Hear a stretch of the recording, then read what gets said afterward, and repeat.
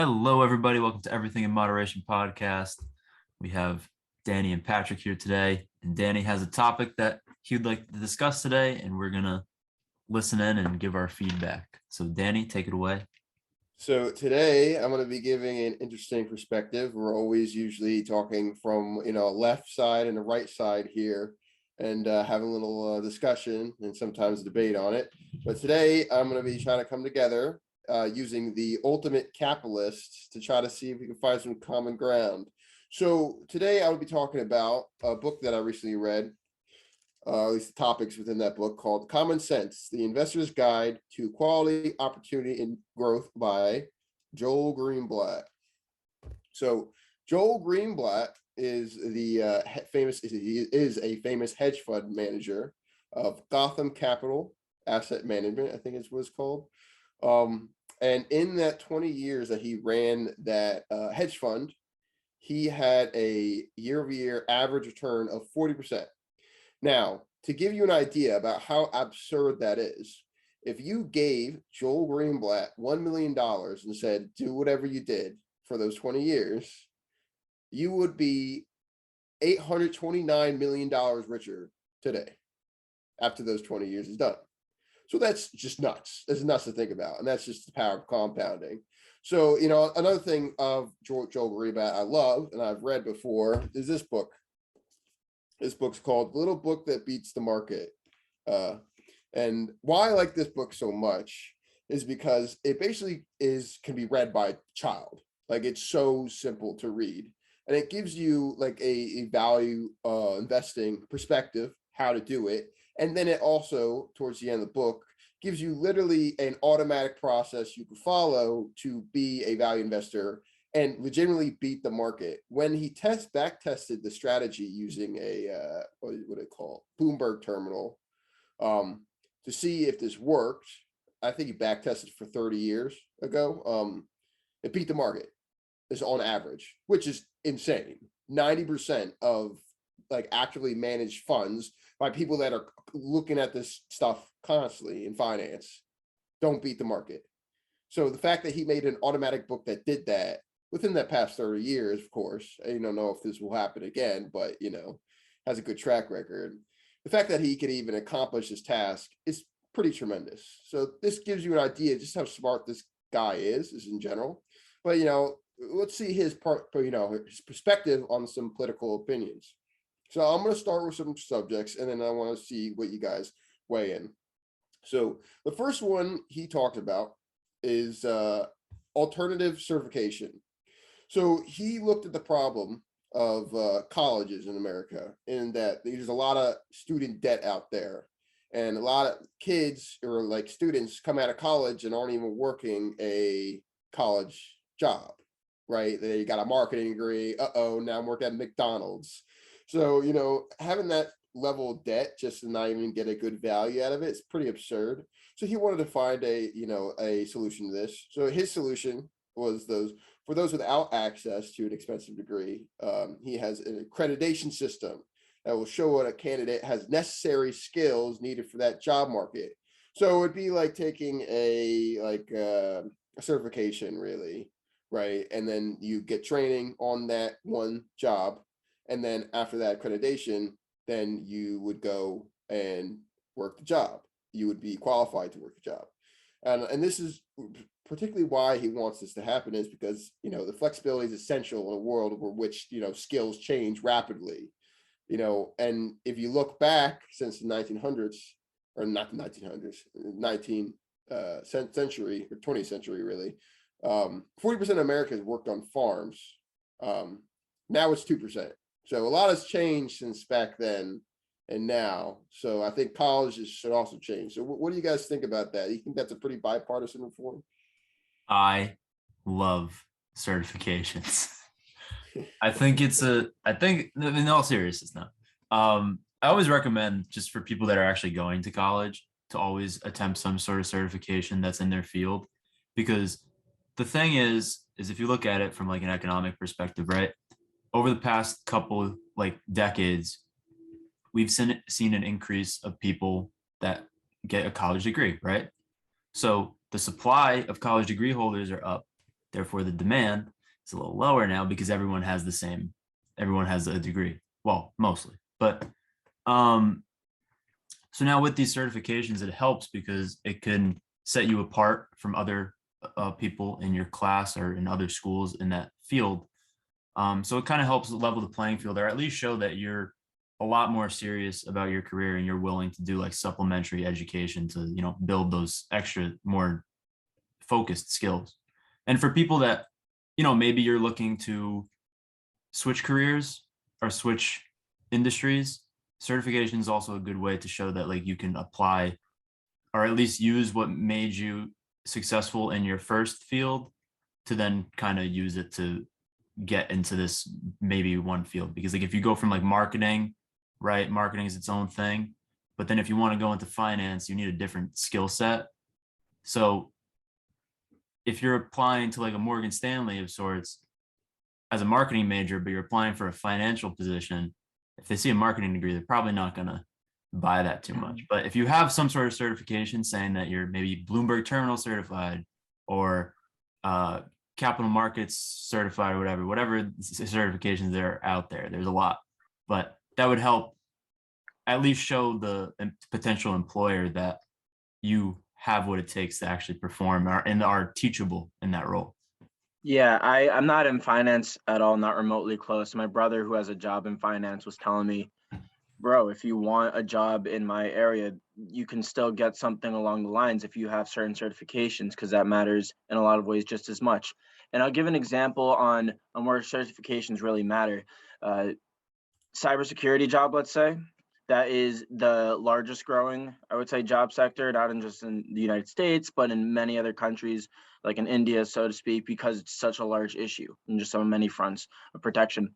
And it used to be that you needed a degree to get a lot of these jobs, but it's in such high demand that they've lowered, you could say, the standard or whatever, but it's also just more expensive to get that degree and harder to have that degree. So they've allowed people who have certifications or the ability to get certifications and then get that job, and then it fills the job market, it boosts the economy, it keeps us protected. That's one example that's great. And again, college is great in many ways, but unless you're going for something in the STEM field or whatever, it's more so just for the connections. Certification gives you what you would want an internship to typically give you, if that internship is not just printing shit. So Yeah, absolutely. and I think that's something we all agree on. for the accreditation, think of it like this: it's literally like taking a college class on a job that you want to do. So let's say you want to be a help desk guy. There's an accreditation for that. You go through a course, take a test, and then now you are accredited help desk guy. Now, if you want to go and be something beyond that, maybe you could take another course. But for higher level management, you definitely want a more rounder view. So you probably be required to go and get a full degree there. But I think it would fill the gap that's currently there or right now when it comes to Americans not really being able to get a job out of college, especially like within marketing and stuff. Like, say if you really want to be in marketing, maybe you go get a accreditation first for marketing, and then you go try and work at a job. And then if you want to move up from there, you go and work at go to college or something. But to move on to the next topic. The next topic, he wants to try to tackle the $15 minimum wage issue. So the reason why this is a very partisan issue is the fact that, the right really doesn't want there to be a major effect on businesses, because if you raise wages, sometimes you're going to also have to raise costs, depending on the business, of course. And the left also wants, to raise $15 minimum wage because, if you compare that to now, back then in the 50s to now, what we're making $7.25 compared to then is like $2. So it's not a lot of money that people are getting. So his basic attempt at this was to try to make it bipartisan. So he wants to use an existing system called earned income tax credits, and he wants to increase it. So basically, he would vastly increase the ITC program, which helps the poorest paid without distorting employers' incentives, and provides additional tax revenue and reduces the need for welfare payments. As a result, this would cost $200 billion, but because all those revenue increases, it would only be really a cost of $50 billion. So it would potentially be free in the long run and would also lead to higher productivity and would alleviate poverty in a lot of areas around our country. Now, why is this not, going against business? Well, businesses aren't paying for the $7 increase, right? They still pay that amount of money, the regular amount of money, like $7. But then instead of the government taxing these poor people, they are instead giving them money. So, it's definitely a form of UBI. But however, you cannot receive this unless you are working. So that's another thing. It incentivizes people to work. So that's good for business overall. And if it barely costs any, that much money, then why not do it? So what do you guys think about that? I'll go first real quick, just on your last point on that it incentivizes people to work. I think besides just like huge Christmas tree bills or anything of that sense, on what annoys people on the right is the fact that if you have too much welfare, too much money going to people in their communities, that they become dependent on that because they're getting more than what they typically earn. Therefore, they don't work. Therefore, the economy is not stimulated. So off the last point, I'll concede that that seems like I would concede that that is a more productive, realistic idea that people on the right would be more open to, opposed to then like a $1 trillion bill or something that, incentivizes people not to work. So I'll concede that that is better than other terms I've heard before. I mean, whatever you put in, there's always going to be someone to complain. I think that's inevitable, but I think that Greenblatt did a good job here of kind of thinking that up and taking something that actually exists too, because a lot of times, like, you see someone who's not in a government position and they try to think something up, and sometimes it's feasible or it sounds really good, but then like the amount of hurdles you have to get through to actually get it going is what makes the idea kind of flawed in its actual conception.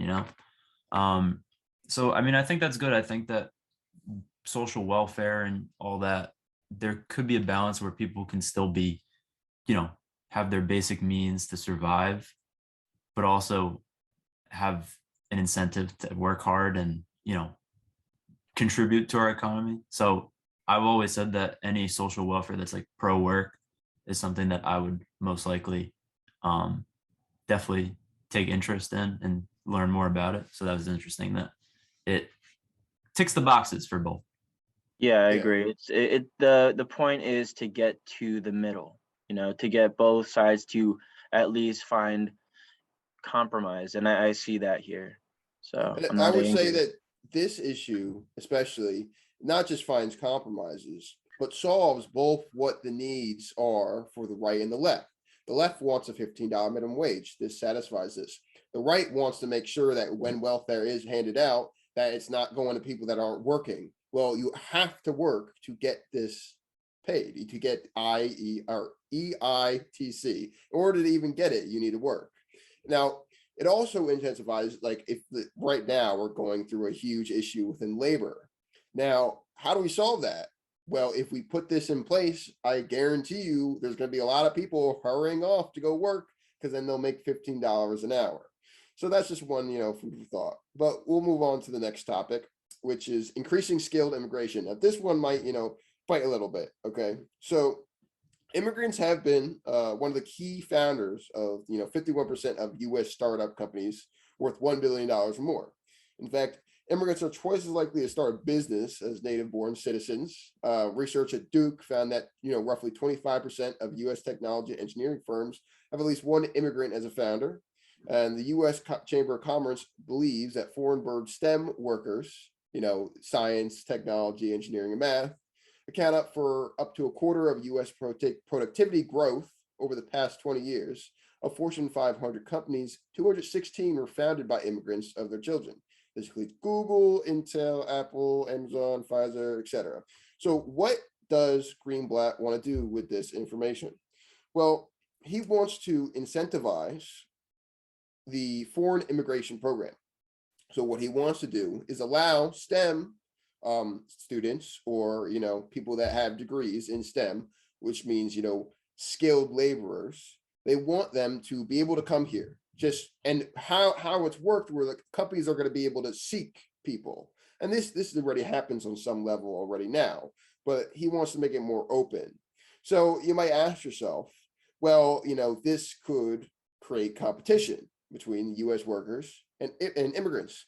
Well, Greenblatt thought of this. Well, he says that, if an employer is willing to pay salary to a foreign worker and have them come here, they must pay a 20% tax of that salary to the federal government.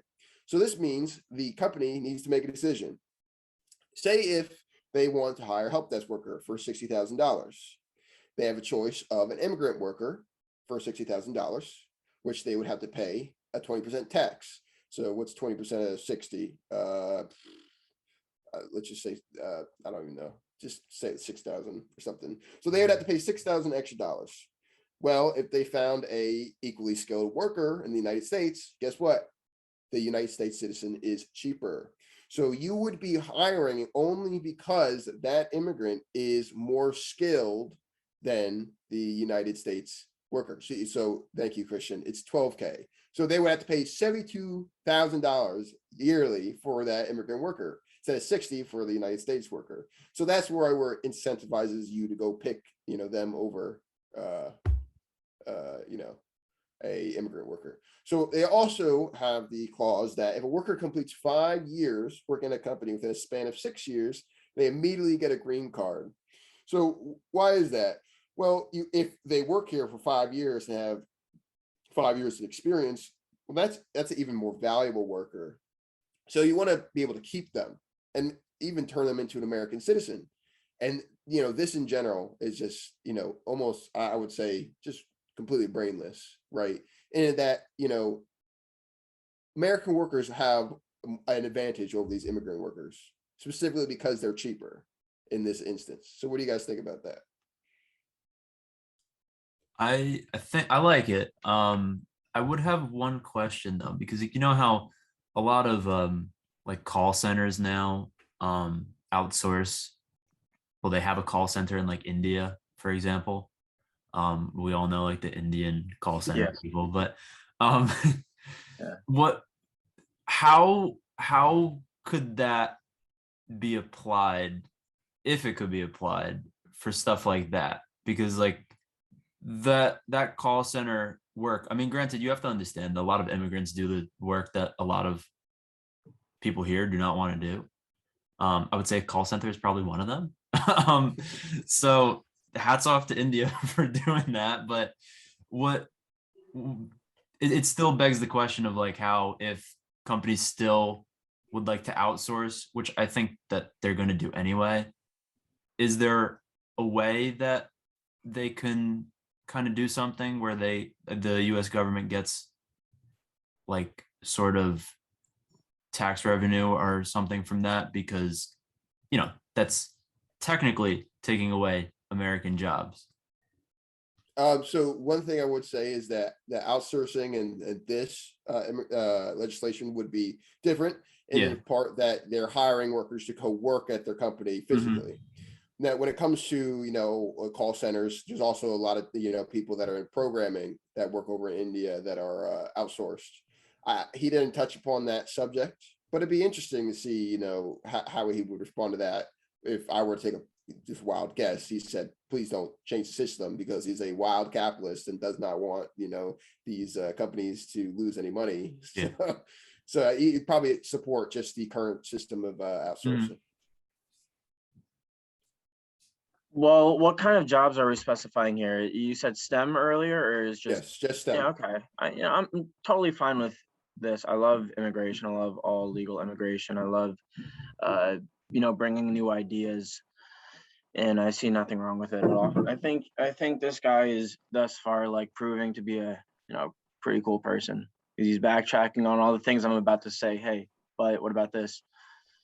Yes, he created this book because he's tired. He was completely. Are you ready? He created around 2019, I'm pretty sure. Sounds exhausted. But he was like, I cannot believe the people in America, like you're constantly just bickering about stupid stuff. It's time to find some solutions. So let's move on to some financial topics that he wanted to touch upon. And the one being increasing equity capital in banks. So this isn't a new concept, but he suggests doing this by limiting taxes on preferred securities. Basically being a hybrid most of the time between stocks and bonds. So you can find an ETF. I'll show one in a second here, but it wanted to make it more appealing for investors to buy this less senior part of the capital structure. So let's just take a little look-see here of what a preferred security looks like. Okay. You have a screen sharing available there, Christian? Sure, if I can get this up. Yeah. Should be good. That typing sounded so fast. Oh yeah, I am a big typer. Okay.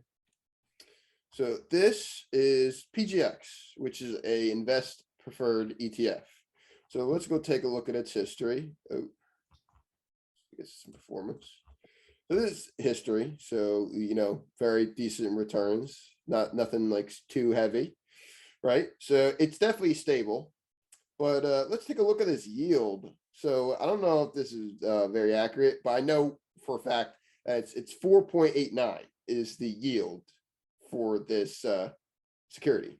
So just going to say, with good growth like this, like stable growth, and a 5%, almost a 5% yield, that's pretty nuts. But the reason why a lot of people don't invest in these kind of stocks is because they're taxed a lot. So you're cutting away from your basically your gain from that. So why does he want to do this? Well, when we go and look at the history of the stock market, we find that one thing that always is trouble is liquidity within banks. So if there's ever a crisis and they need money now, banks don't have that money to just be like, okay, there you go. So having another avenue for investment that it's more reasonable, more sound and safe for people to go invest in means that banks will have more capital. So that was his thinking around this. I don't know if you guys want to touch upon that at all. You can go for it if you want. No, I'm just fascinated by the numbers. I'm consuming it right now. I'm not big on finance, so I guess my input won't be anything amazing. But hey, anything that's stable, any way that a return is good, these are basic things. These are basic things I know. So as long as there's something stable, that's all I care about. So yeah. So basically the reasoning behind this is so investors get a good place to go put their money in, a safe place, relatively safe place, I should say, and you get a higher yield, right? Yeah, Morgan. That they probably have preferred security ETFs there. This is 2018. Yeah. But also then banks also get capital to be able to go and pay off debts that come out of nowhere. So I don't know, an instance could be like 2008 financial crash, an example of that. We can further prevent that. So the last topic I'll be touching upon tonight will be Social Security. So one thing that Joel Greenblatt suggests to do is he's just rejecting the current untaxed phase out for high earners, and those funds could be invested and compounded over time, and an upfront taxed amount could be deferred to people with smaller pensions. This would bolster Social Security's financial footing and grow the overall amount to be distributed. So what does he mean by this? So if you're making like $22,000 a year on average for Social Security, you're going to receive, when you're 62, $9,000 every year. So if you go and make $50,000, you receive $15,000 a year in Social Security. Now, the reasoning for this is because you're contributing less if you're making less money, or if you're contributing more, you're going to get more in your Social Security. Now, how does this really work out when we look at it and see what happens? Well, if you got a lot of old people working at McDonald's, right, all their life, which, I doubt that could happen, but there are some circumstances where this does happen. They pretty much are still going to have to work. If you're only making $9,000 a year, not too good. But if you're making a little bit more, 50, 60,000, 15,000, you're probably still going to have to work at McDonald's, to be, for real, or a grocery store or whatever. But, you have a little bit more cushion. And then it gets higher and higher and higher. So he wants to kind of solve it in that, he finds that Social Security itself is pretty inefficient, mostly because how it does work is most of Social Security, I should really say all of Social Security, is put into bonds, government bonds, which are just basically vehicles that return like 2% a year. So he says, instead of doing this, and he says only for part of it, but I would even go further and say, probably should put a little bit more than half of this into like an actual, let's put it like total stock market ETF. And why do I say this? Well, if you have let's say it's like $10 trillion in Social Security, right?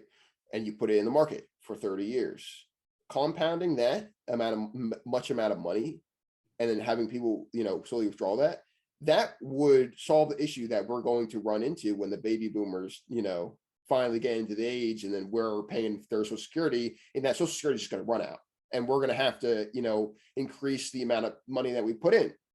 So we should just be smart. And that's what he says, is we should just be smart and, redirect this money out of bonds and put it into a investment vehicle that is just much better. He joked about, funny enough, in the book, putting it into this ETF. But in real life, no, that's not a good idea. It was just a joke. Why is that? Well, because for multiple years, if you file this value investing ETF, you're going to be down. You're going to be down like, 3% or, -3. You could be down like 20% in a year. And that's not good for a consistent. You need a consistent amount of money, which the market provides most of the time. It's usually an average of 10%. But, over the long term, value investing does work, and you'll receive more, and it beats the market. I mean, that's why you can call this book that. But that's just a general gist of what he'd want to do with this. So just redirecting a lot of the current investments that are in bonds into more private equity. So what do you guys think? That's a big support for me, because Social Security is a pretty wonky system. It's almost archaic, if you could say. It's it did a lot of good for like my grandparents, like great aunts and all that. But when you look at just what the stock market can yield you every year, especially when you have that amount of money built up, like it's really a brainless decision to just end up going with like a total stock market index or something, because it's gonna maybe even like triple, quadruple, even more, depending on how long it's in there. That's why, like, when you're looking for a little job advice for some people out there, if your job allows you to do a 401k, sometimes they allow you to pick. Definitely make use of that, because I looked at the one that was default for me, and I'm like, this thing is going to make like 2-3% a year. I'm like, that's stupid. I'm like, S&P, baby, let's go. And then, yeah, Roth IRA. Even I put like $2,000 in to that when I was 18. Have put nothing in till just recently, and I've already made like $2,000 since just over the next few years. And that might seem small to some people, but if you're not putting a lot in and just steady growth like that, I'd look into something like that over 401k, over these other options. So I think this sounds cool. remember, 10%. Yeah. 10% of 1,000 is $100. Yeah. 10% of $100,000. Yeah. And you also have to realize that money is being compounded annually, right? So, you're even making more money. And now that is at the caveat that money is also being taken out of that investment vehicle. But as long as you're, consistently, still putting money in and it's at least kind of the same, you're making more money than you would be on bonds. So he also compared this system to Australia's system, which they have a practice of I think it's called super amortization. Someone is going to have to correct me on that or look it up. But basically what the system is when you're born in Australia, you instantly have a fund for yourself. So what they do is they take, I'm pretty sure when you start working, they take 9% out of your paycheck and then they just put it towards that. And it compounds annually, annually. So basically you're being forced to invest money in the general market.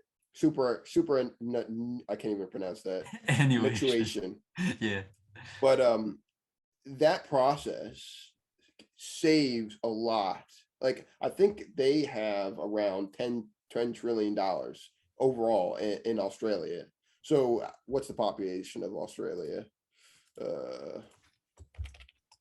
Disaster will be 25.69 million.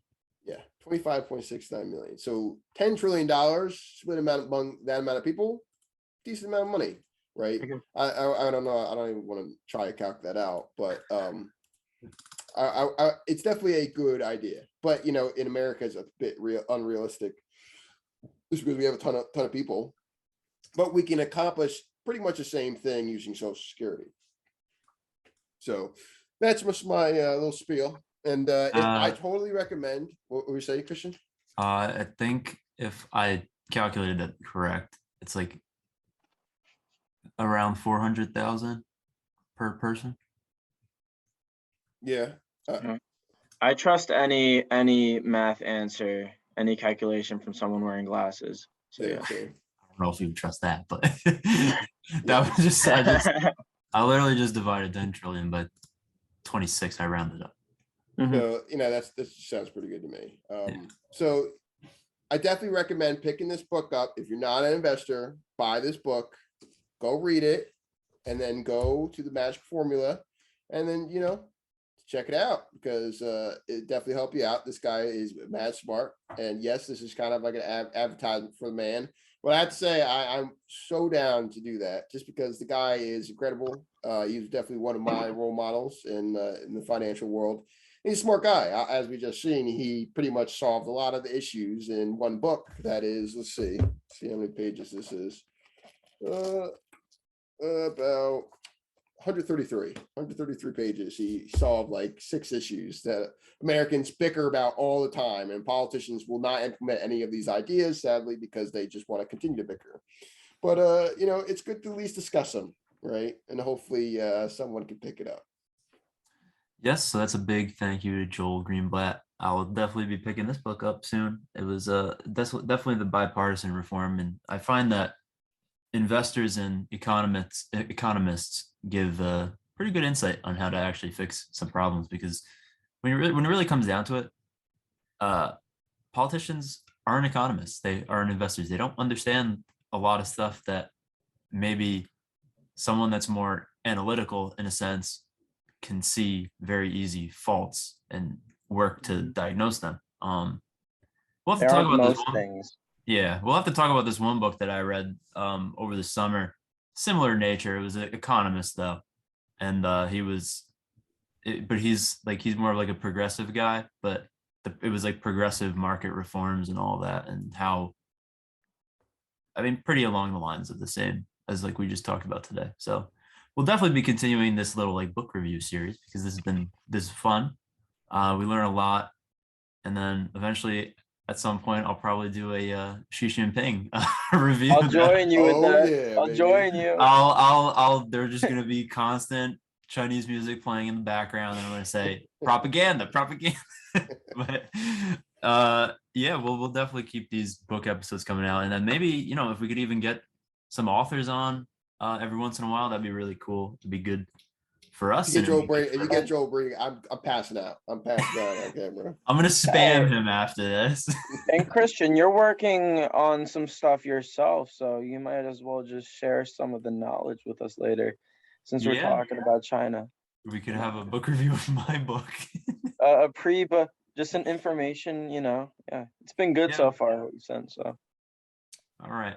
We'll close on that. Lots to look forward to. But everyone have a good week and stay safe. It's almost Christmas time. yeah, See you guys. Later. good night.